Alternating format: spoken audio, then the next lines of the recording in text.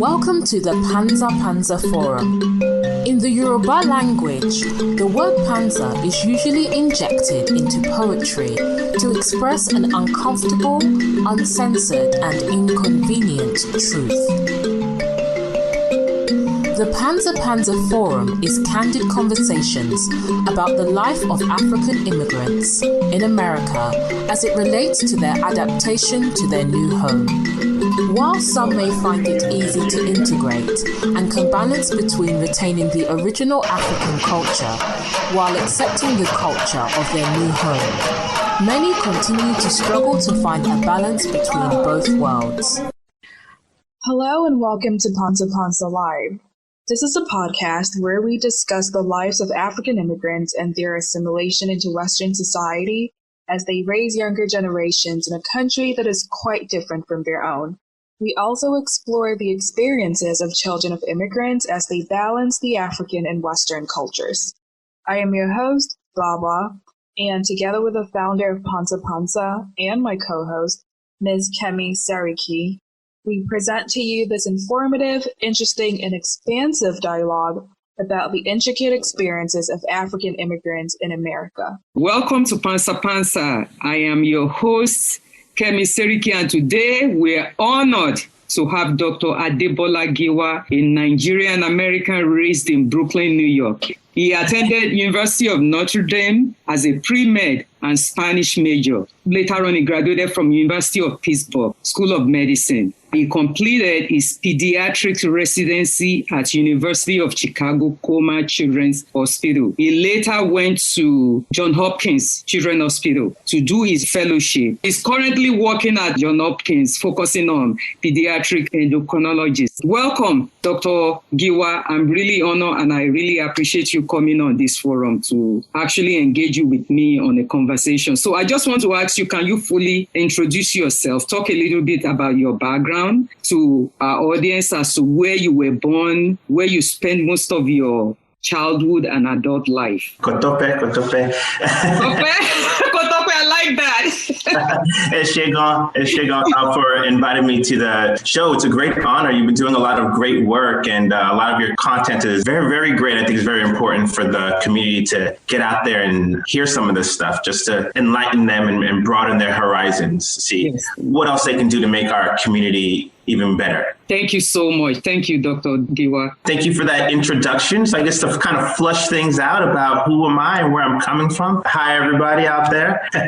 My name is Adebola Giwa. I was born and raised in Brooklyn, New York. My parents were both born and raised in Nigeria, and they came to the U.S. in the early 80s when they were married. A couple of years had my older brother and then had me. I'm from Coney Island, so I grew up in the projects, but my parents really emphasized the importance of education. So even growing up in that environment and neighborhood, I went to private school my whole life. My parents initially, my dad was a steward and then eventually got a degree in social work. Now he has his master's in social work. And my mom was also a flight steward as well. When my dad came to the U.S., he was actually worked at a gas station, but then worked hard, got his degree. Now he's high up there in the social work. And my mom took care of my other two brothers and I. And as we got older, she went on to pursue a degree in nursing. She became one of those RNs.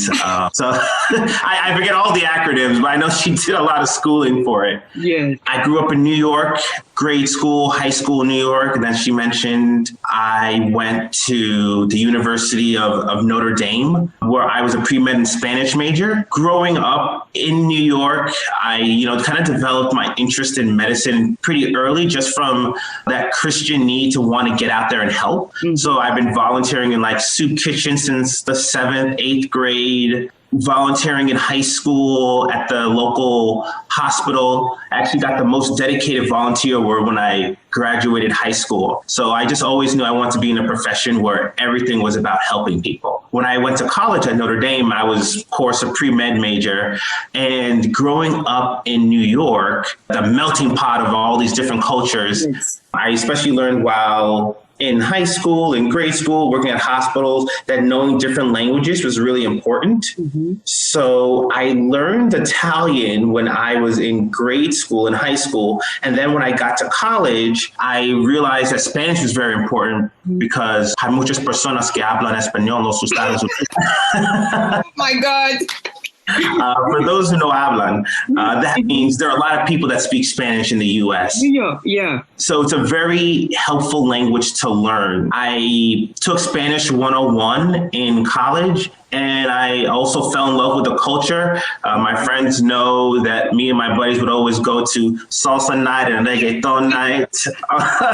Whenever we could, we did some poetry and café con leche. And Spanish culture is similar to African culture anyway.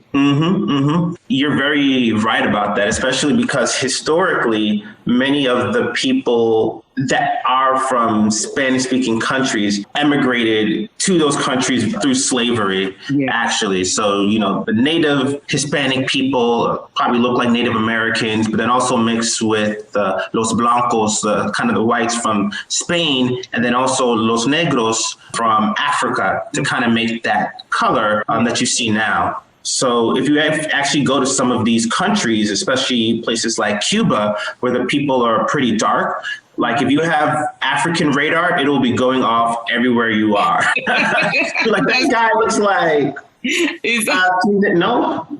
Pedro? Okay. Lo siento.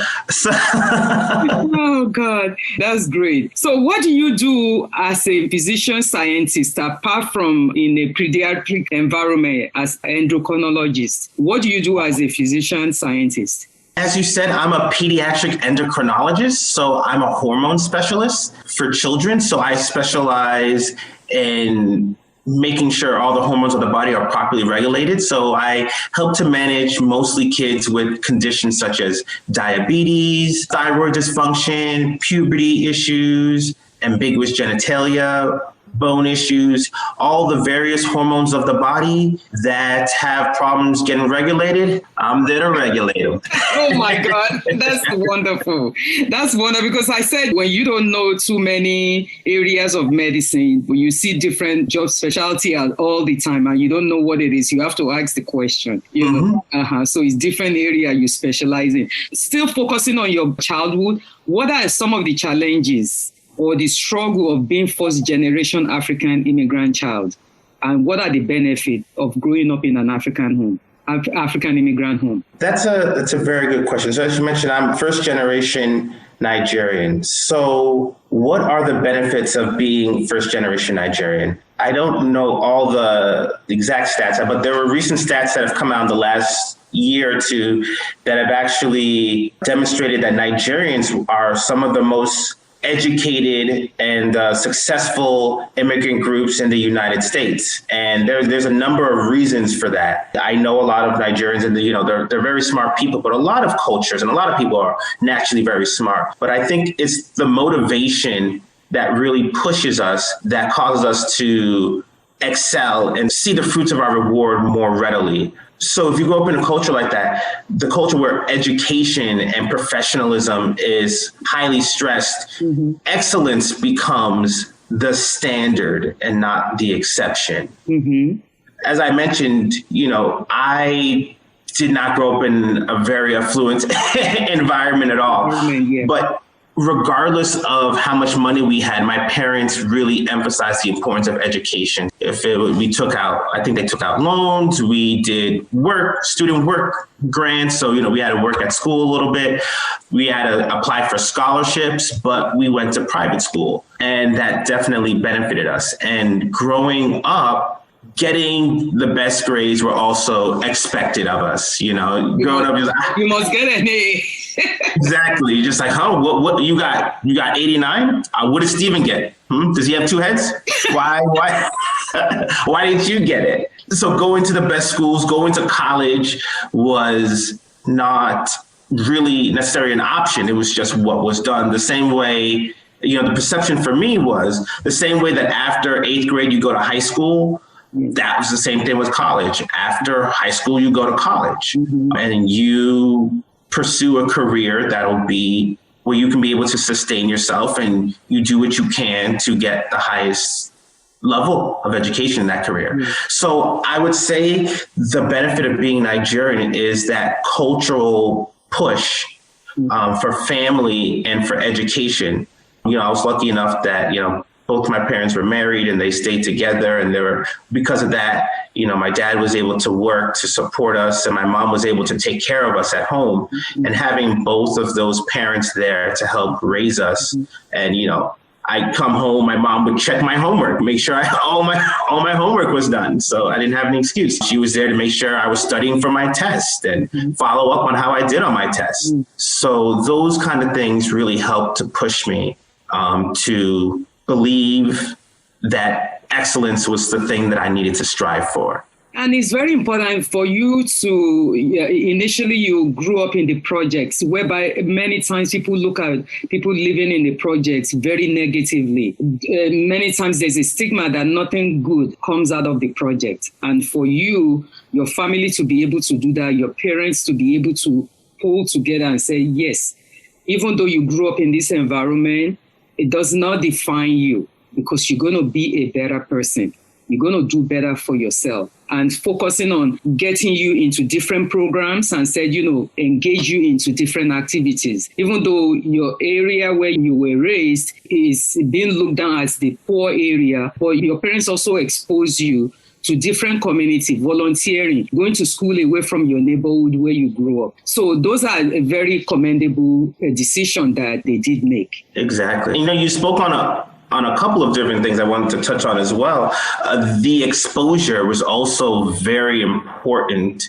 You know, some people may see it as a negative where I grew up, but in all honesty, that upbringing, I feel, has helped to shape me into the person that I am now, because it helped to keep me grounded. Yes. You know, if I grew up in an affluent environment surrounded by, just if you like, a certain culture, like you say, white people, I probably would only be able to relate to maybe mostly white people or people who are affluent. Yeah. But growing up in a more diverse neighborhood that was primarily African American and Hispanic and lower socioeconomic levels has been able to allow me to understand what those kind of people are going through. So as I work as a physician, I can relate and show empathy and understand where a multitude of patients are coming from, because I understand and can relate to a number of different socioeconomic levels. Yes, and cultures. And that's very important. That's what drives you. You know, it really drives you. So what are some of the disadvantages, what you struggle with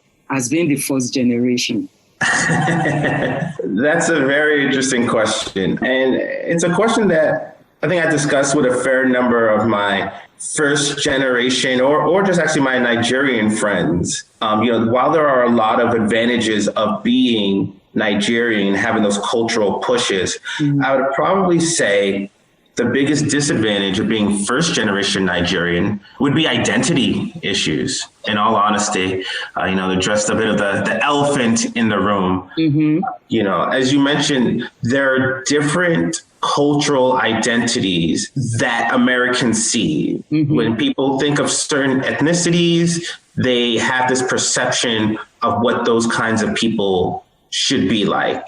And it's those stereotypes that people see, and people will try and integrate and follow along the lines of what their cultural identity is so they can feel more part of that group. However, when you're a first generation Nigerian, that's much harder to do because there's so many people trying to pull you in different directions depending on where you grew up in and what your environment is. If you went to a primarily white school, you know, you may want to try and fit in with most of the people there that are white. However, you are not white, so you don't really fit in with them. The white people there will view you as Black. Yes. However, the Black cultural identity is different from the Nigerian identity in terms of the types of food they eat, maybe the music, maybe the clothing, slightly different, bit of a different value system as well.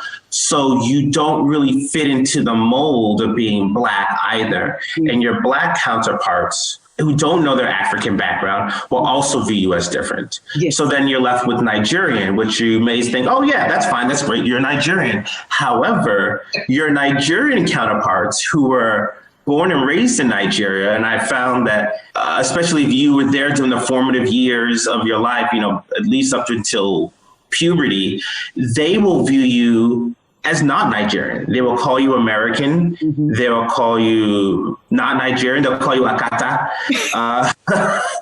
That's a term. So then they'll be like, oh no, your accent isn't as thick as ours. Yeah. And they'll assume that because you were born in America and lived there most of your life, you've never had jollof rice, you don't know anything about the dances and cultures. Mm-hmm. So they'll tell you that you're not Nigerian. Mm-hmm.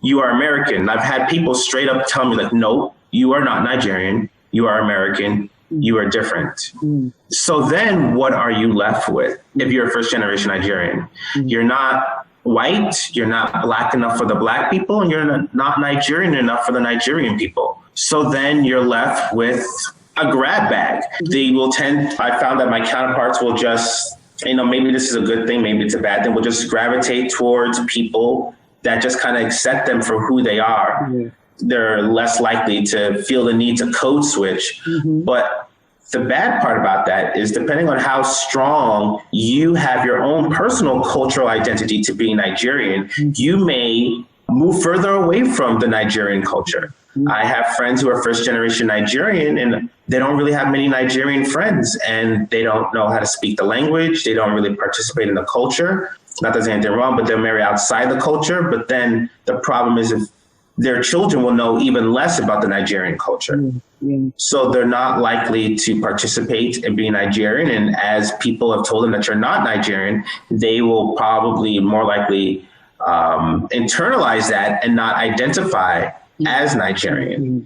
And then that's just going to lead to kind of a watered down version. I mean, you're going to be less, and you're going to deviate more and more from the Nigerian culture in that respect, and you're going to lose a part of what I feel makes us unique as Nigerians. Yeah, you're so right about that, because one thing with many of our people within our African immigrant communities, Nigerians or whatever you want to call it, a lot of time we are not understanding the issue of identity, because we didn't grow up in a racialized society. Many even parents may not consider their children as being black. Because if you ask many African immigrants about their identity, how do you identify yourself? Even though they might be US citizens, they might say, well, I'm a Nigerian or I'm a Ghanaian. They are not also looking at their children struggling with identity of what it is to be black in America, their immigrant experience as well. So to the extent that many occasions they don't consider the blackness of their children as being a problem. And that's why many of the conversation that's supposed to be taking place about race is not being taking place within the household.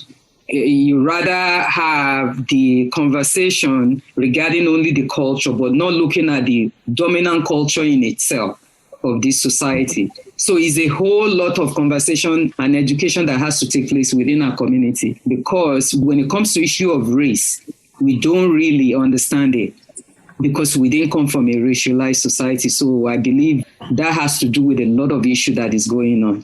And many of us, after going to school, we just stay within our comfort zone, like you said, intermingle only among Nigerians that we feel comfortable with. I've asked many of our people, how many of you actually have African American or Latino as friends?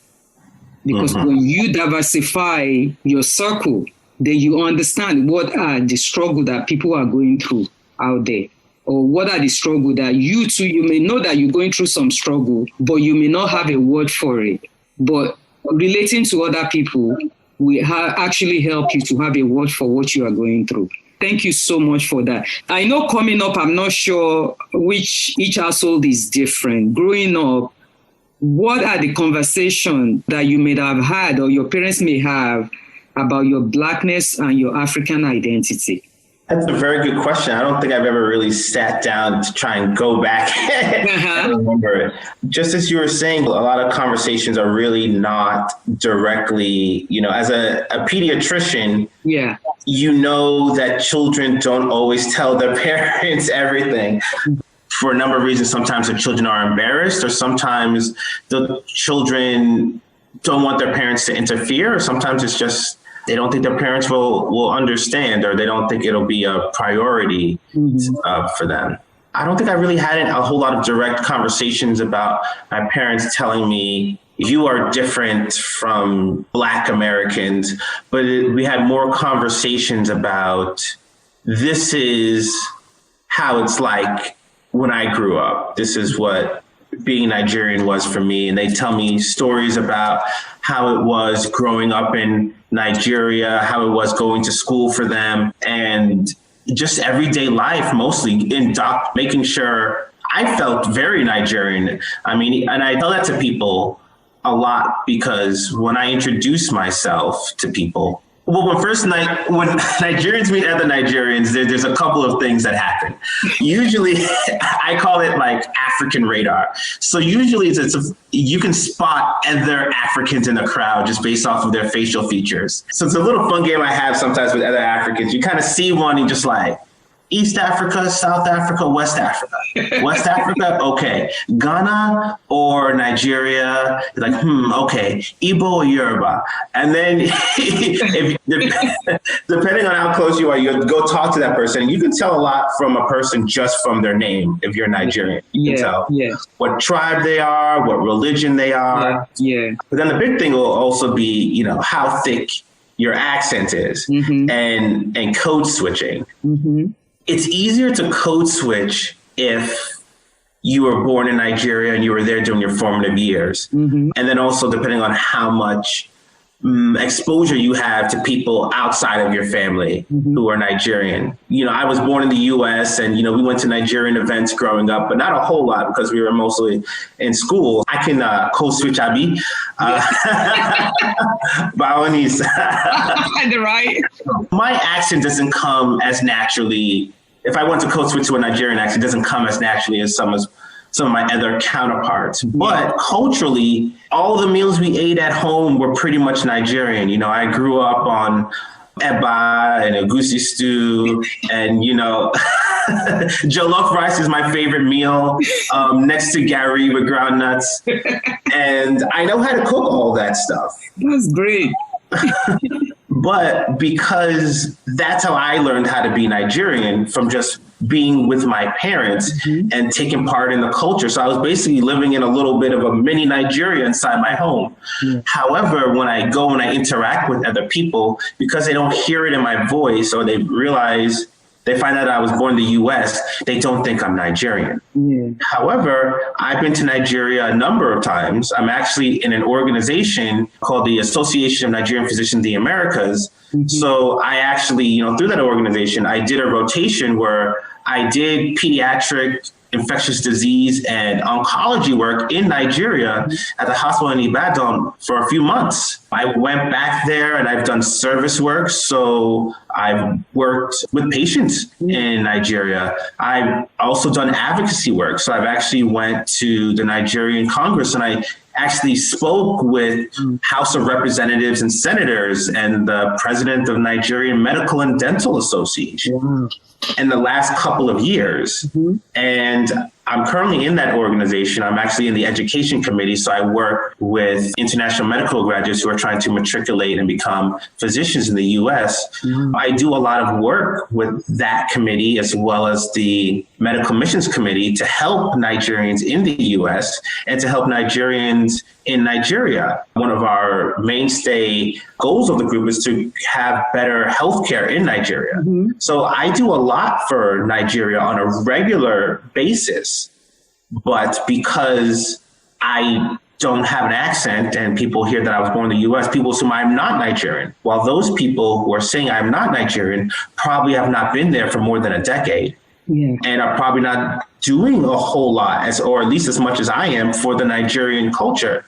But however, I am not Nigerian. Well, a lot of time, sometimes people say things without understanding the complexity of what they are saying. Those who are telling you, because here you go, you do so much volunteer work to make changes, to educate, to bring changes in medical field in Nigeria, whereby it is so lack in so many things that the government is supposed to provide, but they don't. And here you are doing the best you can, and still they think that you are not Nigerian. And sometimes they might think they're complimenting you, that, oh, here comes the Oyinbo person, meaning the white person, whereby is lack of understanding of issue of race and identity. Of course, they will take you and say, here is one of our own. But the whole idea is, on many occasions, they might think it's some kind of a compliment to tell you, oh, you are not Nigerian, you are an American, you are Americana, or you're a Londoner, or, they might take it like that. But the idea of understanding what the issue of race means, what the issue of identity means, is not really something that people actually think of all the time. And it's so sad that you feel that way, which I hope, don't take it too personal. I have 2 children. So my daughter, sometimes when she's among the Nigerian, even my son, they kind of feel like, oh my God, we have to be on our best behavior. Certain things could come out of people's mouth in a joking way, but they don't know the impact of actually what they are saying. But you come into this platform and talk about it, anybody listening to this will be able to understand the impact of saying that to many of our first generation who are giving back to our society, to our community, that accept our children, embrace them, and culturally we embrace our children. Mm-hmm. Because even ordinary hearing the name and say, what? You are Yoruba or you are Igbo or any part of Africa, we embrace and said, here comes our own. Even you have some of African Americans that they change their name to maybe a Yoruba or Igbo name. And you see them, you want to embrace them and say, here you are mine now. You belong to us. I mean, I've seen a couple of even African Americans, that I've worked with or come across that I look at their face, I say, you know what, I could plug you in different ethnic group in Nigeria, because the connection is there. There's some of my co-workers at the job that I give Yoruba name to. Mm-hmm. And I say, because I want you to see yourself this way. But the lack of that connection is what a lot of our people are really struggling with. Like I said before, because we didn't come from a racialized society, even though we were colonized by the Europe, Yeah, and you bring up a lot of great points, again, like that fun game that I played, like African Radar. I've seen people, I've bumped into complete strangers and I've just said, you're Nigerian, right? And they're like, no. And I'm just like, you are. It's just like, I was thinking about doing 21andMe. I'm like, don't do 21andMe. You're going to waste your money. You're Igbo. You're Nigerian, you're Igbo. It's all over. Don't even. And, you'll see them light up as they realize where they're from. And I also have, African American friends who've done 21andMe and they're like, oh, I'm 35% Nigerian. And then they go and they change their name and I'm just there to embrace it. So I actually had a video session with a friend not too long ago where I taught them how to make jollof rice. Oh, wow.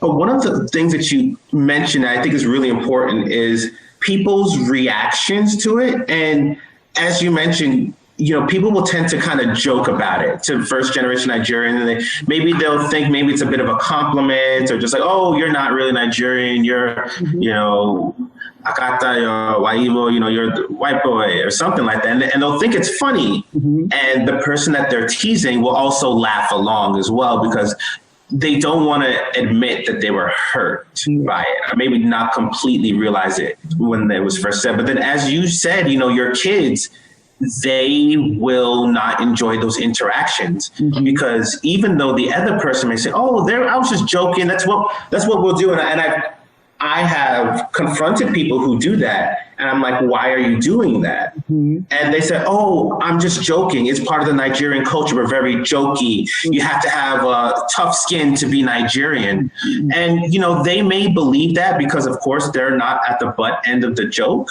Mm-hmm. Or they may have tougher skin, which is great. However, some of their Nigerian counterparts do not have as tough a skin. And what are the ramifications? The ramifications are not always benign. It's not like, oh, maybe they got hurt, they'll get over it. But as you mentioned, your kids are like, I really don't want to go to those kind of events. Yeah. I don't want to be around those kinds of people. Mm-hmm. And when you have people joking all the time that you are not Nigerian, you are not going to feel accepted. Yes. And then what are the even bigger ramifications of that? Aside from those people then saying, okay, I'm not Nigerian, you may say, okay, whatever. You don't want to say you're Nigerian, whatever, go do whatever you want. However, as we mentioned in the beginning of the broadcast, many Nigerians are the most educated in the US. And many of those Nigerians are first generation Nigerians because they know how to navigate the system better, because they have both those great Nigerian genes and they have the push of their parents of the importance of education. So they were raised right to be respectful, and they were born in the US, so they're able to navigate through the system. So they tend to do very well. A lot of those successful Nigerians and those statistics are first generations. However, if you then tell those people, I'm not Nigerian, they're less likely to go back and help other Nigerians. That is a very good point. And just one quick case in point is, as I mentioned, I mentor dozens of Nigerians every year who want to become physicians. And I remember there was one person who was assigned to me, and I was helping her through the process. And I work at Hopkins, and I was trying to hook her up with some research at Hopkins as she's applying for residency. And, you know, I speak Yoruba. I didn't learn a whole lot growing up, but because I love the culture, I've been teaching myself Yoruba. So I've been trying to practice it as much as possible. I begin the conversation with, you know, Akasom, Bawani, blah, blah, blah. I think I mentioned during the conversation that I was going to head home and make jollof rice. And every time I said something Nigerian or mentioned I was going to do something Nigerian, the person would laugh at me. Mind you, I'm like older than her and I'm her mentor. And then when I was like, you know, what's so funny? She's like, oh, it's funny. You like, you know, you think you're Nigerian. And I was just like, excuse me? She's like, yeah, you know, you're not Nigerian. You weren't born there. You're not Nigerian. You're American. I was like, I'm Nigerian. My name is Adebola Giwa. I don't change my name. I'm making egusi stew at home. I speak Yoruba. She's like, yeah, but you're not really Nigerian. And I'm just like, okay, I'm Nigerian when you want to network with me. Yes. Like, oh, my cousin, my brother, help me, please. Oh, you know, I need letter of recommendation. Please tell me, read my personal statement.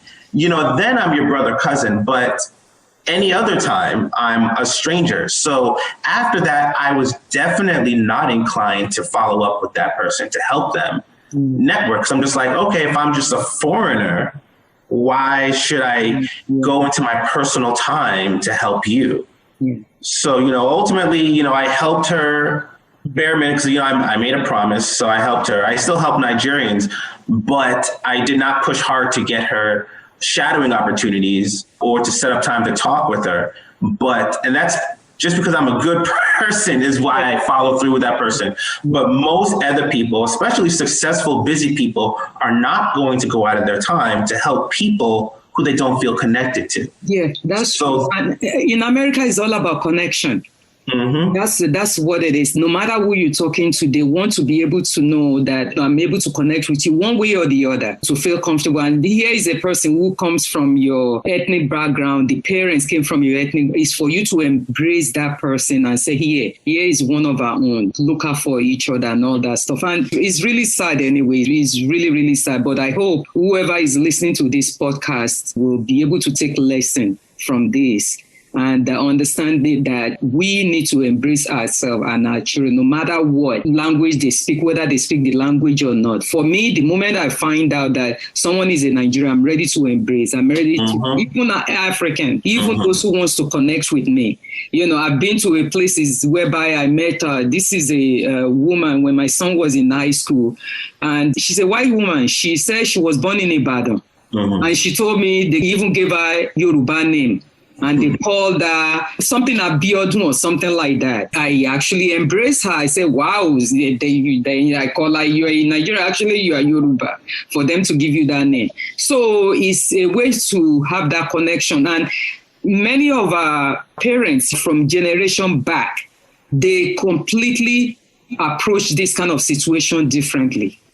Because, I mean, I was born in Nigeria. I grew up in Lagos, and I see during my grandmother's time, my great-grandmother, you know, my grandparents and elders of the community, the moment somebody comes, we are very welcoming people. We are very welcoming. As long as, you know, you come to us, we ready to open our door and pull people in. People who even not part of your background or your ethnic background, you pull them in. Not to talk of those who actually came from you. So, like I said, I hope somebody who may be listening to this will take this lesson and understand that we have to be able to change the way we approach things within our community. Just the last thing on your childhood, can you think about what conversation you will prefer for your parents to have with you growing up? About Nigerian identity? Maybe about race. But if you can't think about it, it's okay. No. I just want to make sure I understood the question. Mm-hmm. As an African parent, there's some things that we don't really have conversation with our children, whereby we just give directions. I understand. And I think you touched on it a little bit before. And I think it's kind of that ideal interaction with people of your culture and outside of your culture. Okay. With time, you learn a lot of things. You learn it through experience. So the thing that I eventually learned was that not everybody is the same, but the differences are not a bad thing. Mm-hmm. The differences can be good things. I mean, I'm involved in a lot of different cultures. As I mentioned, I was a Spanish major, I'm Nigerian. I was in a lot of Black organizations. I was actually voted most Asian in college as well. A lot of my friends were Asian. I was always in the Asian events, and I'm actually teaching myself Japanese right now. Wow, you have so much energy for so many things. See what I need.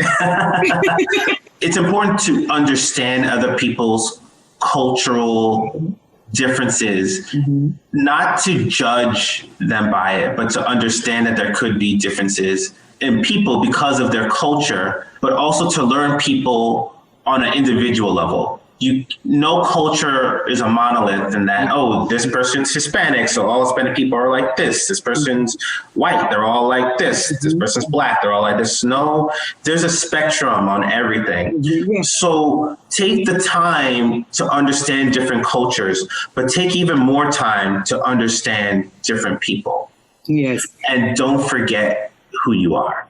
That's very important. And that tells me I don't even need to ask you this question about how you navigate social life in college. I know with your diversity of, not being intimidated about intermingling with other culture in school or other ethnic grouping within school, because I've heard story of many of our first generation in college campus whereby they only click among other African students. They don't even integrate into African American Student Association or go into other predominantly white school, into white community within the school. So they only stick to their own, because at home, within many African immigrant home, we only click among each other.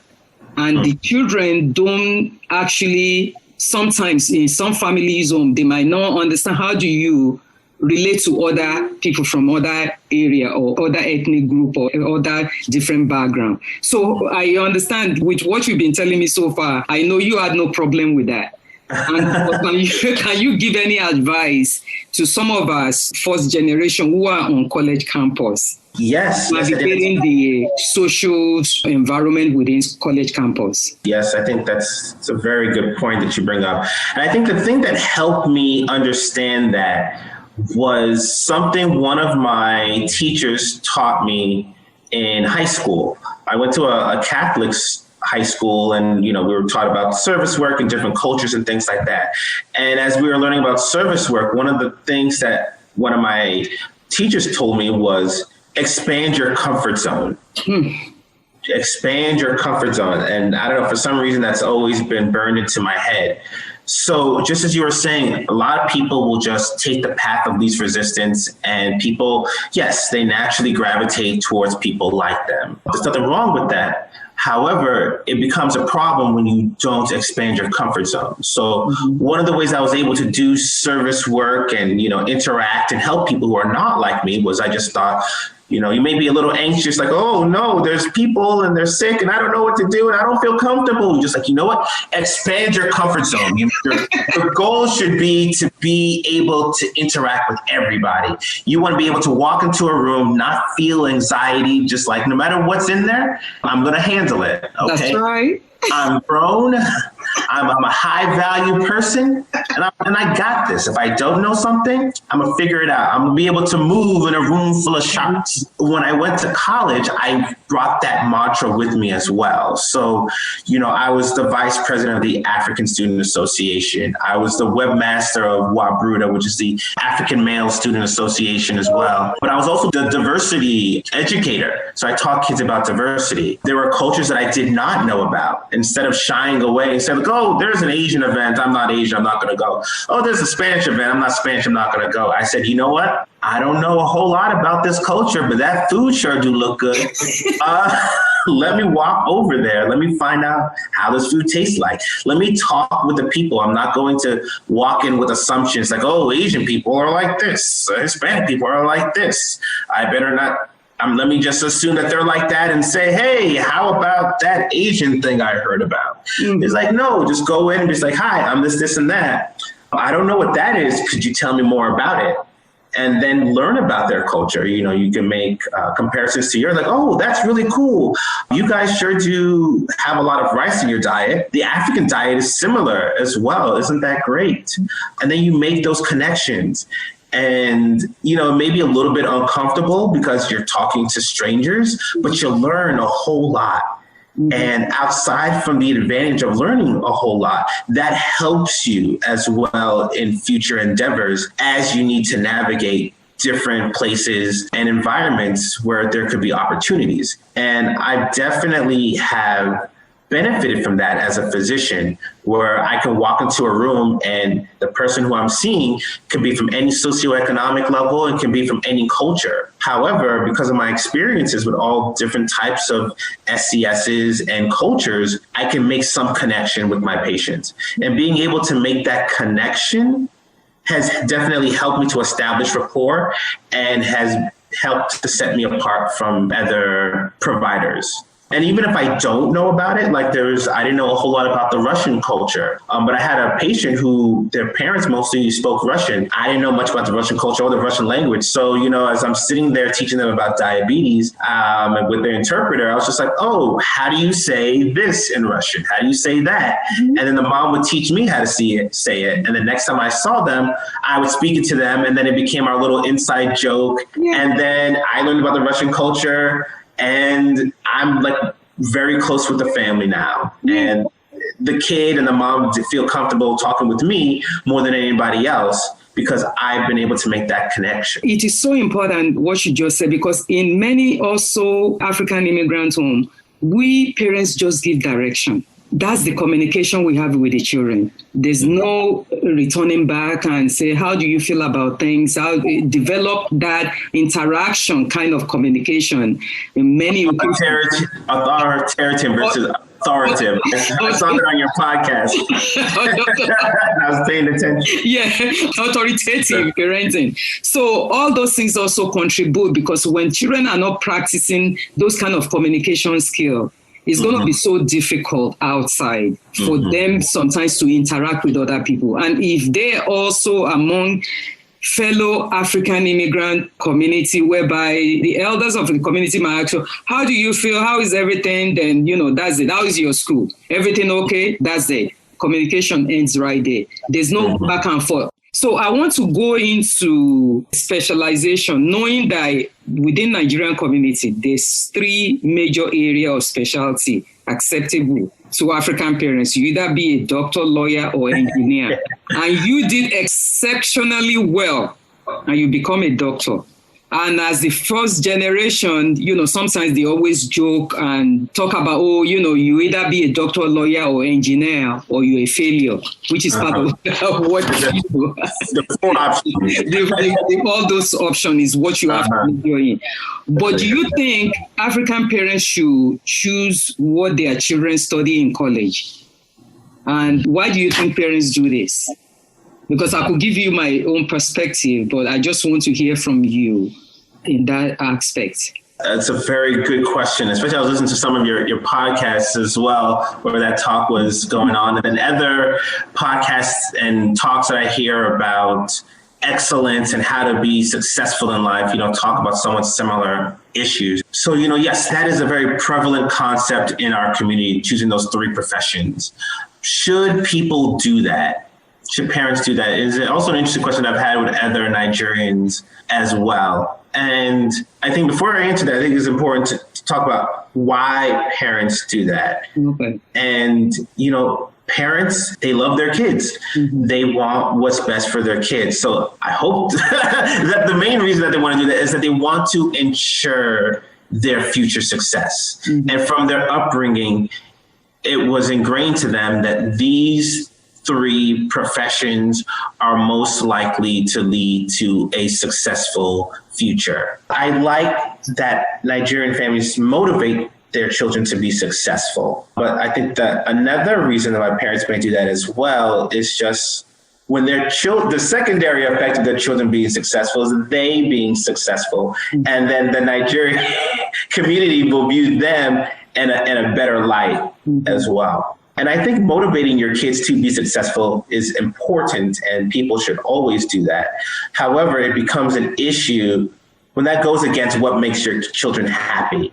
So if your child doesn't want to do one of those 3 professions, I mean, business is not in that category, but there are people who go into business and they are successful. There are lots of other specialties outside of those 3. I don't know what they are because I'm just kidding. But there's lots of other specialties outside of those where people can be successful. So I think it's important to also guide them through that realm as well.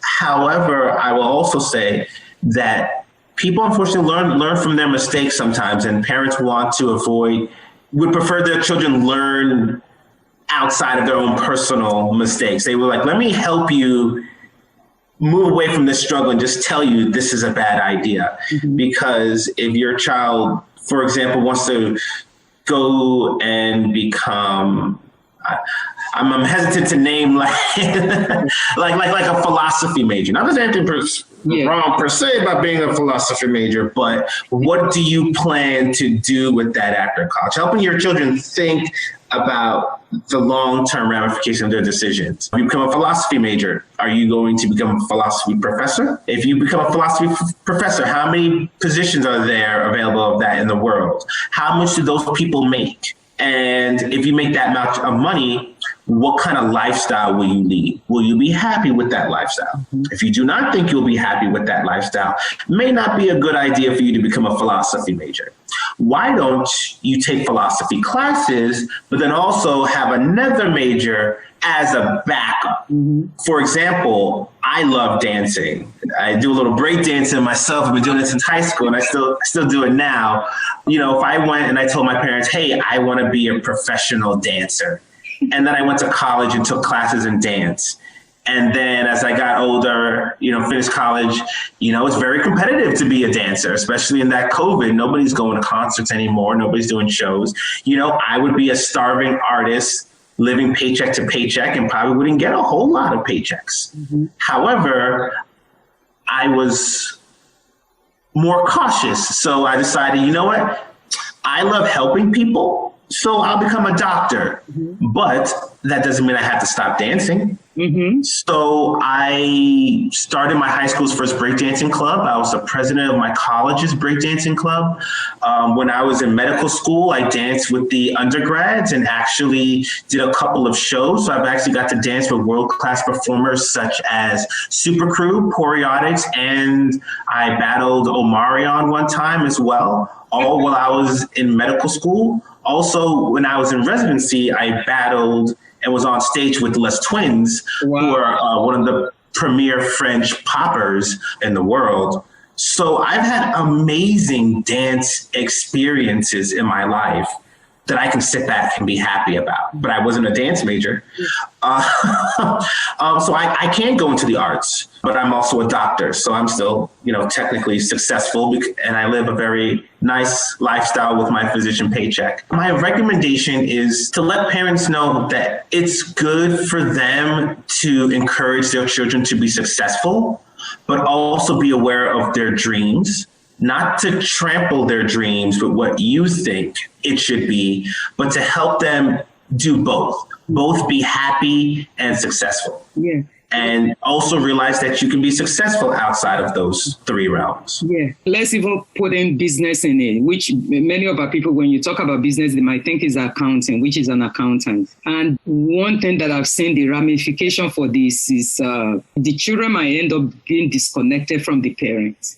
Mm-hmm. Whereby when they go to school, when they think that they're going to do pre-med for undergraduate and they find it that they are not really interested in the class or it's something that they are good at, because everybody is good at something somehow. You are a doctor, you are good in what you do, and you also go into dancing, you are good in connection. Some might be a musician, whereby they just want to learn music or acting. And what do you consider to be successful anyway? So the parents' definition of success might be different from the child's definition of success. So it's for the parents to understand that. So some of the ramification of this is that, to me, and some of the stories I've come across is that the child disconnect from the parents, whereby when the child is about to graduate, that's when the parents actually find out what they majored in, because they are not communicating with the parents from the beginning, because the parents already announced all over the places, oh, my child is in pre-med. They're already a doctor and they haven't even finished. He's a doctor. So how would they then go and talk to their friend that their child is not going to be a doctor? So the children keep this away from the parents. Or some of them might dig their head into this major that is so difficult and then end up dropping out completely as a result of academic fallout. Some of this issue may lead to mental health issue as well. Exactly. And I think I've seen that the most as well, that the mental health issues, because, I mentor a lot of kids, both Nigerians and non-Nigerians. And I tell them, I love being a physician. I love being able to help people. And I love the things that I learn about. However, being a physician is not easy by any means. Even if you're smart, you're going to spend hours upon hours studying. While a lot of your friends will be able to have a social life and take part in a lot of social events, you will be at home studying. Throughout most of the med school, even outside of when you're in class, you're going to be studying day and night and on weekends. And if medicine is not something you love, you will be miserable. So if your only motivation, and I tell kids this, I'm like, pursue medicine if you love it. Found out early from seeing what physicians do to determine if it's something that you want to pursue. But if you're only in it for the money or the prestige, and prestige may also be your parents looking up to you more highly, if that's your only motivation, you're going to be miserable. Yeah. I have friends who have gone through that, who are Nigerian, and all of their older siblings are doctors and chiefs of whatever hospital, and they pursue it as well. And they haven't even finished going through their training, and they're already dreaming about retirement. And every time you talk to them about how they're doing, they're like, oh my gosh, this patient is so annoying. And I can't wait for the weekend so I can finally rest. And they're miserable. And you'll see physician burnout rates are very high, and they're especially high if you're not doing what you love. As a physician now, when I'm on call for a week, 24/7 for a week straight, a number of weeks in the year. And then I work in the hospital. And then when I go home, I still have to read up. All physicians have to read up to keep on top of things. So that takes a big chunk of my social life.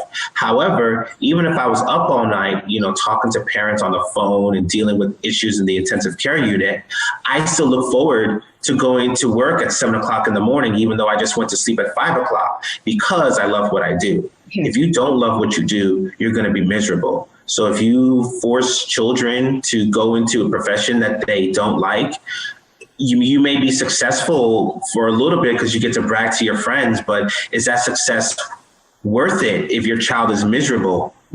And I don't want to even go too much into the comorbidities of anxiety and depression and suicide and things like that. And I've heard the stories of many students in medical school whereby they engage in suicidal attempts, major depression that they are diagnosed with, because it's not where they actually want to be, and that works across the board. And from how I see you, you're a social butterfly. In any way you are. Anywhere you are.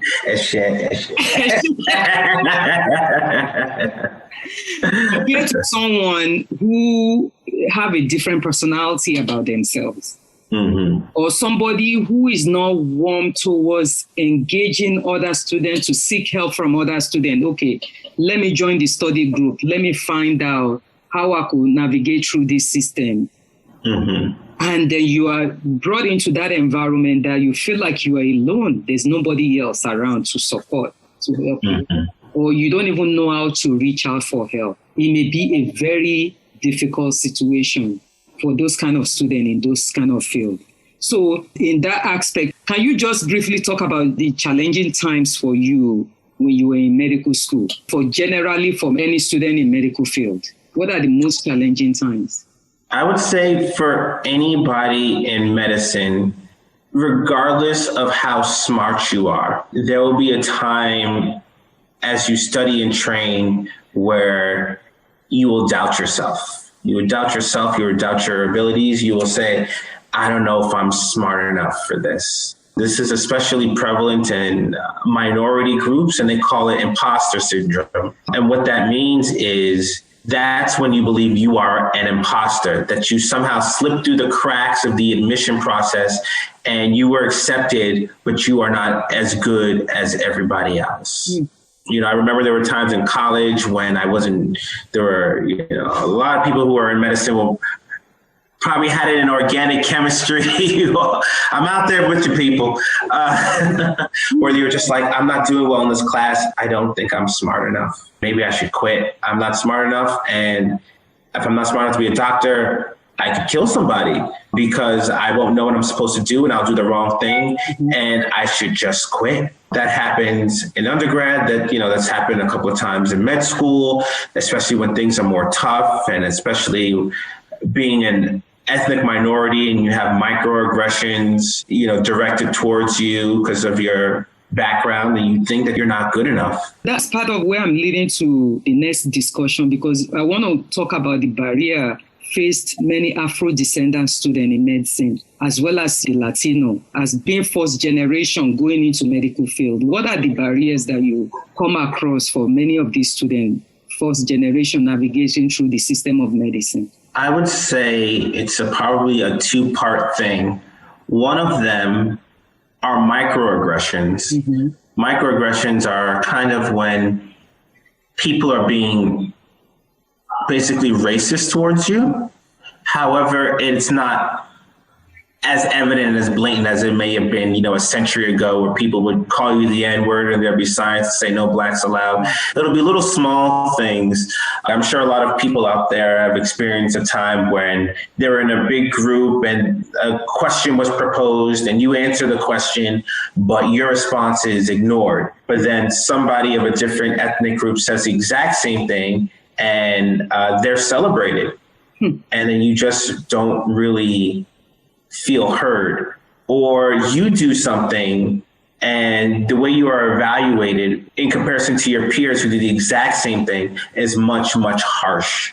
I've had a number of experiences like that. And then the other barrier is cultural identity, probably more for people who are not Nigerian as well, more so than people who are Nigerian, just because some of the cultural identity sometimes for being black people, it's in most cultures, it's called the crabs in a barrel syndrome. Yeah. Is when somebody tries to excel, somebody will pull them down and say, why are you being like that? Do you think you're better than us? And then you feel bad about excelling. And then you're less likely to do well. You say, okay, I guess it's part of the thing to be at this lower level. So I would say those are probably the two biggest barriers for minorities to excel in areas, is that the people in that area don't think or treat you like you're lesser. And then people who are like you are telling you you should be lesser and not to do as well. So when it feels like the whole world is pulling you down, it's hard for you to get up. It is. When I was looking at the statistics of minority doctors, people of color, they said it's about 3%. the number of people of color when it comes to a field of medicine is about 3%. And, many coming from first generation background who may not have parents who could actually give them that support. Push a child and say, oh, do this, do that is different from other parents who actually know the area of medicine, or they have other family members who have been into that field. Let's assume now that I have a child who is interested in medicine. I could easily call you and say, oh, can you give an advice? Can you do this? Can you do that? And which is very limited when it comes to minority environment. And also in colleges, they might have a guardian counselor who may doubt their potentials, or steer them away from medicine and say, oh, I don't think you're good enough. Maybe you should go into business. Maybe you should go into this, because getting into medicine is something completely different. And inability to be able to provide financially, because to take the MCAT too in itself is a lot of money. To talk of getting into preparatory class, being able to pay for a class that will prepare you for MCAT. Many people might not be able to have financial capability to be able to do that.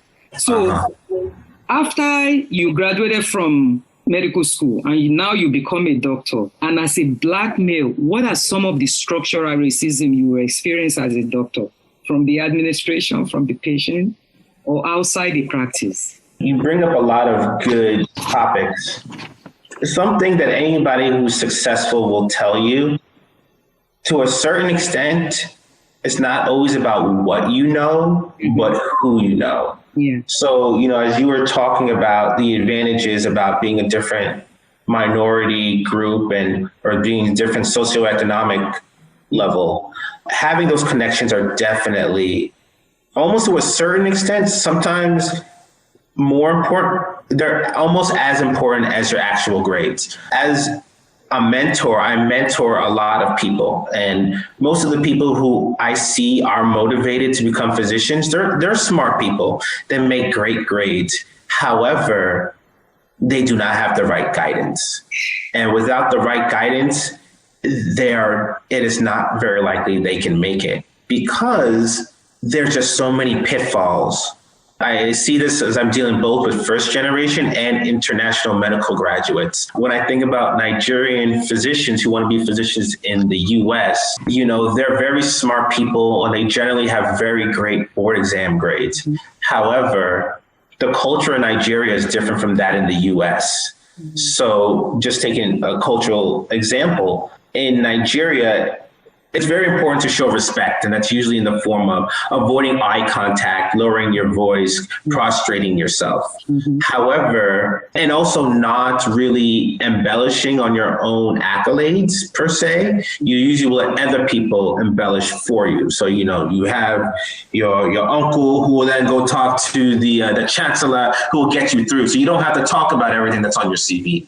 However, in the US, if you don't make eye contact, if you don't have that firm handshake, if you don't know how to sell yourself appropriately when you're speaking with somebody, you're not going to make it. So I've seen people who have great grades. However, every year they apply, they're barely able to get an interview. And then when they get the interview, they don't even get the job. So those are some of those things about if you don't have those connections. And money, unfortunately, also is one of those things as well that can come with it. Because if you don't know people, you don't use the money that you have appropriately, or you think there are no other options, like to take test prep for certain tests that you have to take requires money. And people may say, well, I'll just study by myself. Honestly, sometimes you just have to dig deep and just make that investment, because when you're a physician living a good lifestyle, you're not even going to remember that money. And somebody who does not have those connections, they'll say, oh, yeah, you know what? That sounds like a good idea. Why don't you do it? Why don't you take the test, see what you get, and go from there? However, you don't want to take a test that you haven't studied for, because that goes on your record and that makes you a lot less competitive. You have many students who come from very low income that while they're preparing for medical school, they're also working to make ends meet and provide for their family members. So that also could be part of the barrier. So how can those set of students be able to afford to pay for a MCAT preparatory class? That's a great question. There's actually an unfair number of scholarships out there that if you look, you can get. If you make a certain amount of money, for example, as you apply to different medical schools, you actually can get your first 10 ones that you apply to. I think it's called FAST, Federal Assistance something scholarship, I think. You can actually apply to medical school without needing to pay anything if you make a certain amount of money. The same thing, there's also a lot of scholarships out there. You know, sometimes people will just shoot for some giant full half scholarship. However, as I was applying for colleges and things and in medical school, there's a fair number, there's a lot actually of smaller size scholarships out there that maybe not as many people apply to. And actually, if you really think about it, because of that, you have a higher chance of getting the scholarship. So if there's a scholarship that just gives you $1,000 and all you have to do is write an essay, you're a lot more likely to get that scholarship than maybe a giant one that everybody applies to for a full scholarship.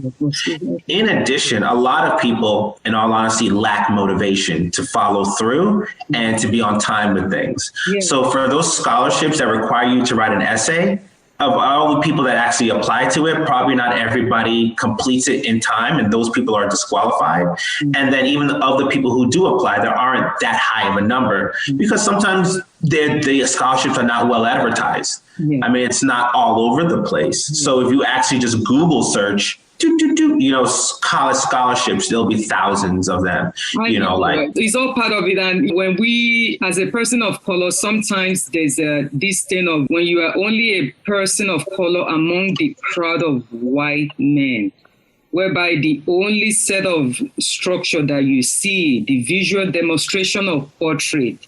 Let's assume I'm walking into Yale Medical School. Mm-hmm. The visual portrait is mostly white. I'm already intimidated and said, how can I make it through here? Mm-hmm. How can this be possible? Because there has to be a lot of mentorship and a lot of support for students of color who are pursuing to go into medical school. I just want to talk about after graduation, like I said, as a medical doctor, how did you deal with white male space? How did you navigate through the white space as a medical doctor? That is a very good question. So what you were describing before is the word that they have for is token.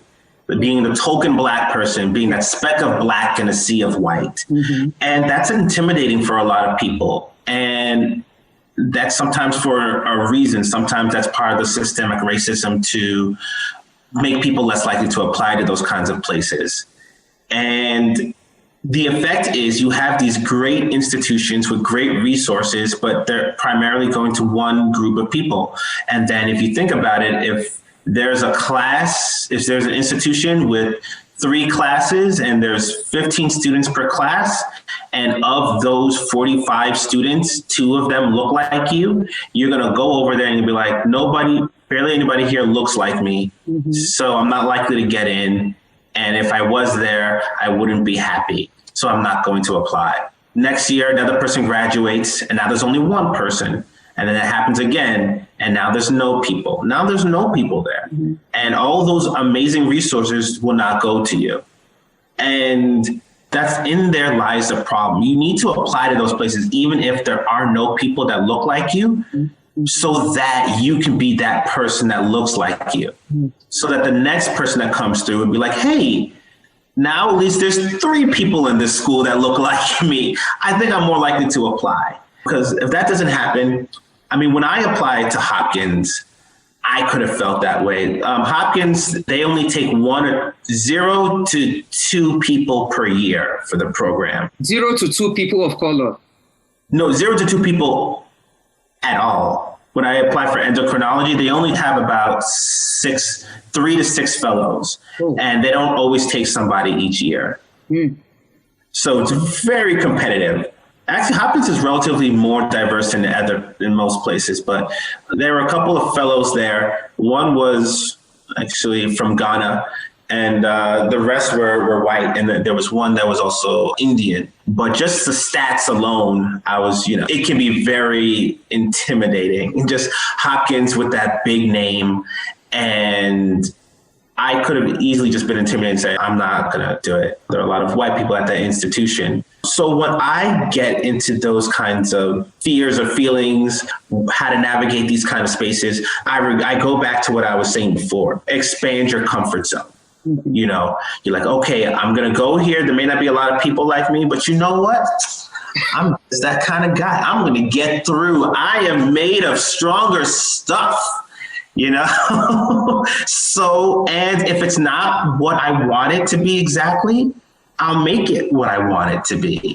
So I put my best foot forward. I applied, and I was the only fellow that was chosen in that year. I was lucky enough that actually the pediatric endocrinology program that it was amazing. The resources were phenomenal. I was with people that were extremely intelligent and top of world renowned in the field, and I worked with them.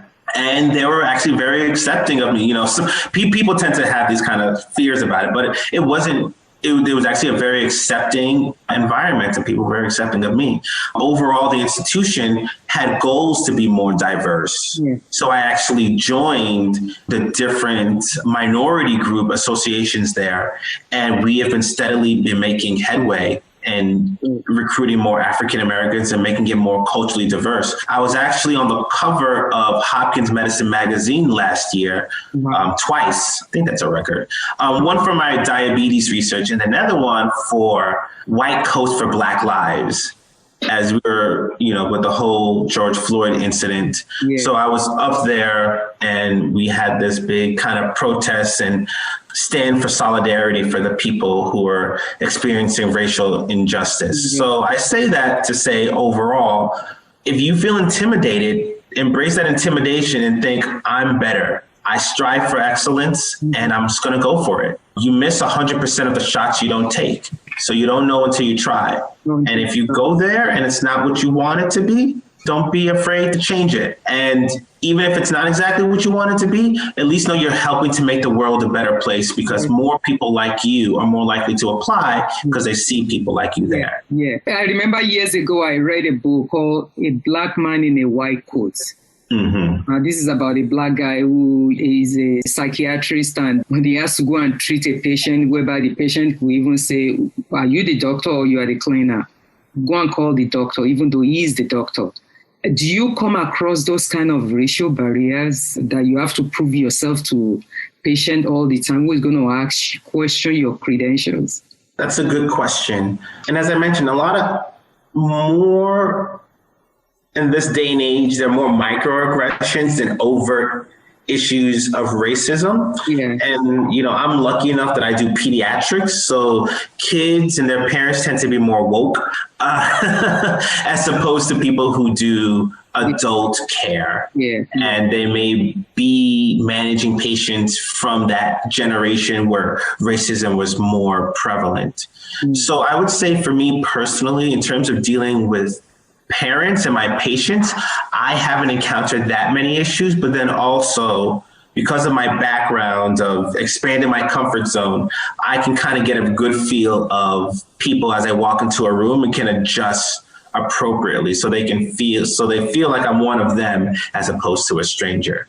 However, dealing with different administrations and institutions is a bit of a different beast, where I'd be hard pressed to find any successful minority who hasn't experienced more microaggressions than they definitely would like to experience. And in terms of the ones that I feel probably most prevalent is what a lot of minorities say.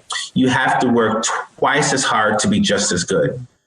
If I am working really hard and I feel like I'm accepted into a group, but then I make and then they try to treat me like my peers in terms of level of ability. But if I make a mistake, their perception of me will drop significantly compared to my peers, who they'll give the benefit of the doubt.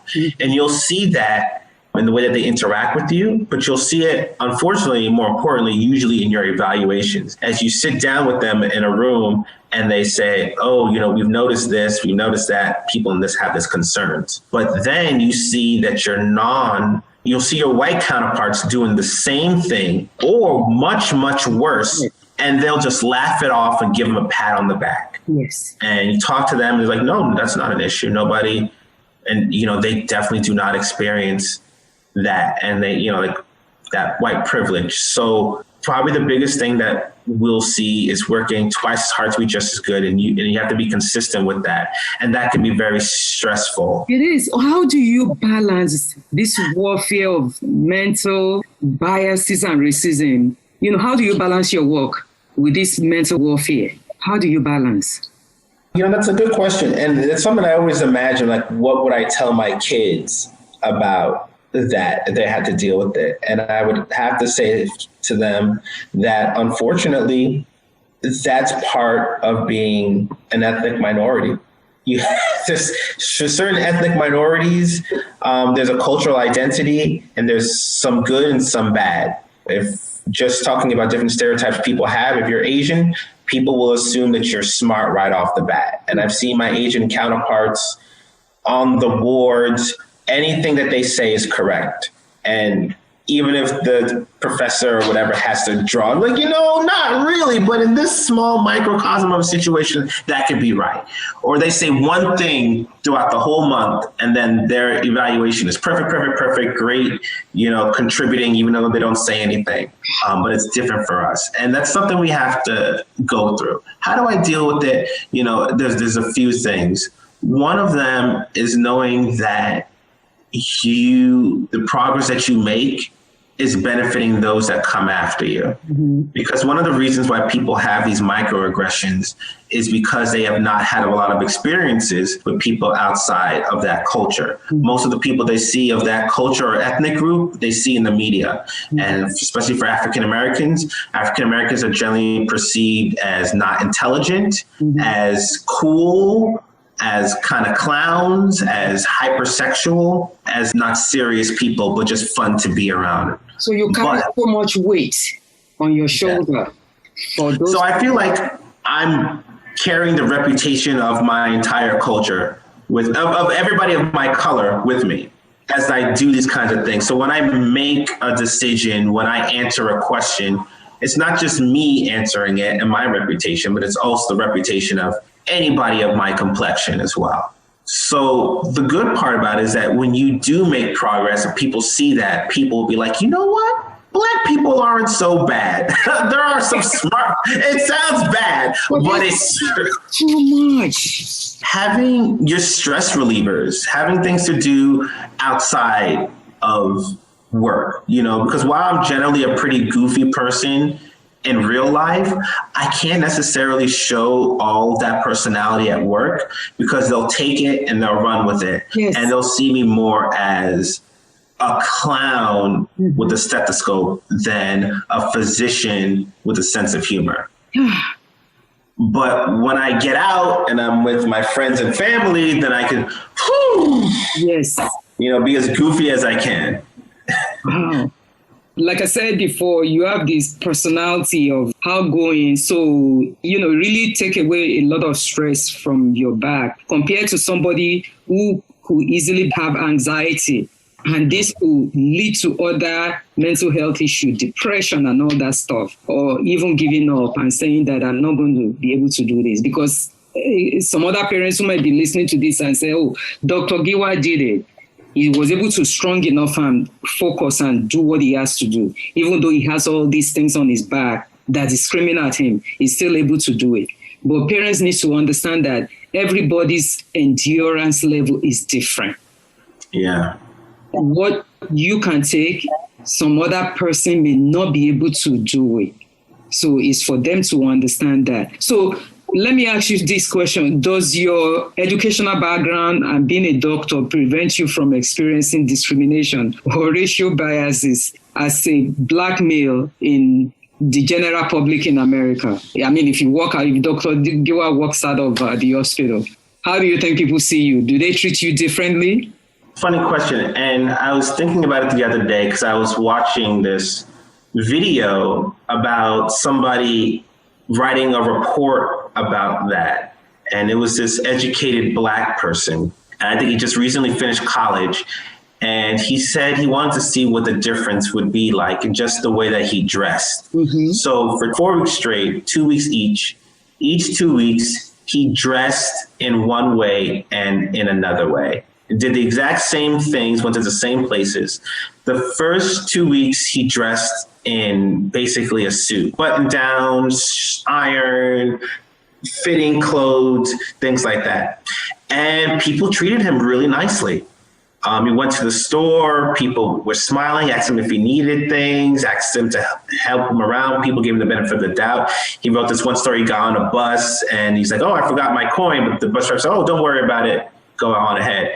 In the latter 2 weeks, he dressed in the hip hop culture, baggy pants, hoodie, maybe didn't look as clean.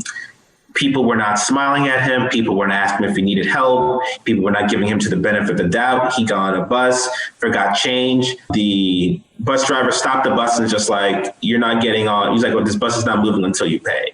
So people treat you differently, unfortunately, based on perceptions. Mm.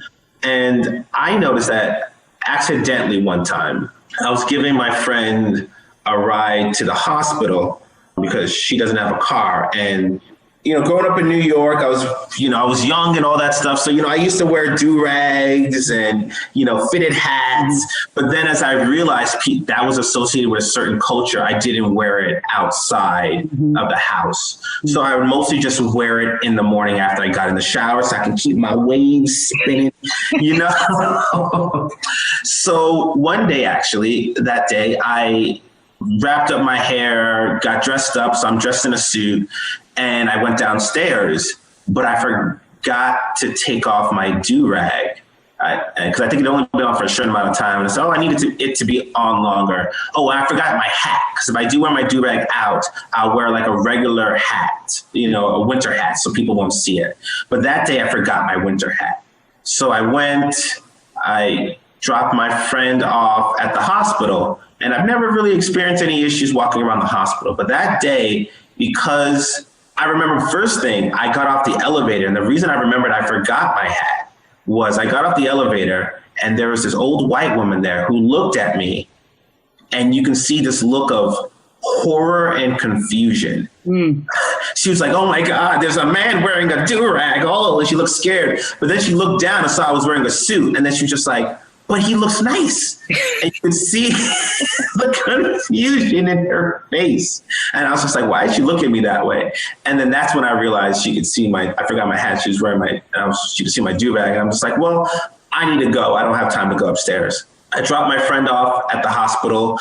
And as I was waiting to enter a roundabout, I saw a police officer that was just looking at me. He was glaring at me. It was pointing and shaking his head no. Like I was some kind of, I don't know, curmudgeon or something. And then I was getting these looks as I was driving and as I was walking around of people looking disapproving at me, just like, oh, there goes one of those rap people, one of those, hood people, just because I was wearing a do-rag. Mm-hmm. To answer your question, do people treat me differently because of my education, socioeconomic status? Yes, they do. And, not going to lie, that's one of the perks of spending so much time in school. You get to reap the fruits of your labor. And when you're a physician, there's prestige associated with that. It's not always readily apparent when you walk around, but people can kind of tell from the way that you walk and the way that you hold yourself what your background is. So people will treat you better or worse based on the way that you present yourself. But then also, if I decide to get a little bit more ratchet and embrace that, people will also treat me differently based off of that. Appearances. I've seen stories of white men who they could wear their jeans with the t-shirts and go anywhere, they still get the respect. Mm-hmm. Whether even they are just clerical staff somewhere. They might not even have the professional credential that you may have or many other people of color may have, but they still get the respect. But compared to a person of color, whereby in many cases you have to present yourself, you have to put this front all the time in order to prove yourself to everybody that you come across so that they won't prejudge you or look at you differently. That's the sad part, and that's very intense. We walk around like that all the time. It's crazy. And I see that issue developing in like a lot of my friends who are also very successful, trying to figure out what their identity is and how they want to be perceived. And how that affects their everyday life in terms of just what kind of clothes they want to wear, how much jewelry do they want to wear. I have friends that will put certain type of money in their wallet and like kind of flash it when they go out. And I have other friends who are just currently revamping their wardrobe because he's like, oh, people look at me differently when I have these kinds of clothes. It's crazy. And I know that this is definitely not an issue with most of my white counterparts who can just kind of wear whatever they want. Yes, that's what it is. So the last note, what advice would you give to parents within African immigrant community or other community of color whose hope is for their children to become a doctor? And what advice would you give to those aspiring medical students? As I mentioned before, being a physician has a lot of pros and almost as many cons.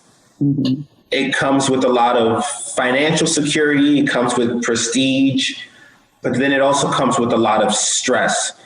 Being a physician is not a 9-to-5 job where you just go into the hospital and you go home. It's pervasive and it will seep into all facets of your life as you train. And even after you finish training, you will constantly be studying. So it will take a very big bite out of your social life, but it's all worth it if medicine is something that you love to do. If you really in your heart want to take care of people and are interested in the content that you're learning about, all of it, those cons that I mentioned are barely an issue. As I miss birthday parties and weddings and medical school, it was worth it because I loved learning about every part of the human body. And I felt so satisfied obtaining all that knowledge. So for people who want to pursue medicine, make sure it's something that you want to do. How do you know if it's something that you want to do? Get early experience, shadow physicians, talk to people who are doctors, talk to people who are medical students, volunteer. Some people, I know it seems like, yeah, helping people is great. Who wouldn't want to help people? If you're honest with yourself, not everybody wants to help people. Some people are selfish. Is that a bad thing? That's up to you and the Lord to decide. But some people are meant to help people in different ways. Some people may be better suited at helping people through law or through engineering or like teaching and things like that. So for the students, I would say make sure this is something that you want and get experience early and talk to other people who are physicians. For parents, get your kids exposed early if you think that's something they may be interested in. But then also listen to your children. Don't necessarily tell them what they should be. Explore what they want to be. And if it's not in those three areas, I understand that your priority should be more about how to make them successful. It should be more about how to make them happy and successful and not just prestigious. So find out what they like to do and find a way to help them become successful in that and explore other things. Kids go through phases sometimes because most importantly, their happiness should be your priority and then your relationship with them. Because as you mentioned, if you don't explore what makes them happy and it breeds resentment, that's going to strain your relationship. And what are you really going to have then near the end as you get older with your children not talking to you? Because of that resentment and them being unhappy and ultimately quitting. So in the end, nobody's happy. While if you started early and made sure that they were successful with their happiness, that would have been better. Thank you so much. And I believe in volunteering too and giving back. I want to commend you for that, for your diligent dedication to mentoring aspiring students in the field of medicine, both in Nigeria and in America, because not too many people actually create time for doing all those things. You know, you are really a Superman. So thank you so much, Dr. Giwa, for coming to Pansa Pansa Live Podcast to share your experience as first-generation son of a Nigerian immigrant who grew up in America. As I said, as we publicly discuss difficult issues within our community, we're shedding away stigma associated with uncomfortable dialogue, especially focusing on race and immigrant experience. Thanks for sharing your experience, Dr. Giwa, as a Black man in medicine, talking about the barriers faced by Afro-descendant students in medicine. And most importantly, your advice to the parents of our community who may have aspiring students who may want to study medicine. So thank you so much. Thank you for tuning in to this episode of Pansa Pansa Live Podcast. We hope to have you back with us on the next episode as we continue to explore the nuances of African immigrant experience. If you'd like to connect with us, you can email us at talk@pansapansa.org or follow us on Instagram at pansa.pansaforum. Please subscribe and share this podcast with your families and your friends. If you have an uncomfortable story to share or you want to be a guest on this podcast, please email me at talk@pansapansa.org or talkpansapansa@gmail.com. So thank you very much for listening to this episode. Have a good day. Thank you for tuning in to this episode of Pansa Pansa Live Podcast. We hope to have you back with us in the next episode as we continue to explore the nuances of the African immigrant experience. If you'd like to connect with us, you can email us at talk@pansapansa.org. That is talk@pansapansa.org. And follow us on Instagram at pansa.pansaforum. Until next time, remember to spread kindness and love. Thank you and take care of yourselves.